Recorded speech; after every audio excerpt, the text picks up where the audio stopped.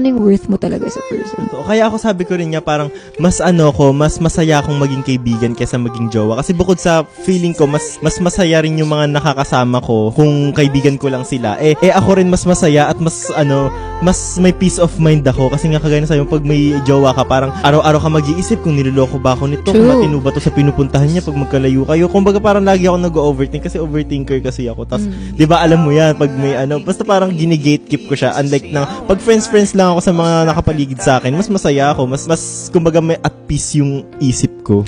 Pero alam mo, the question to that or topic is, naniniwala ka ba talaga sa mga gut feeling or sa tamang hinala?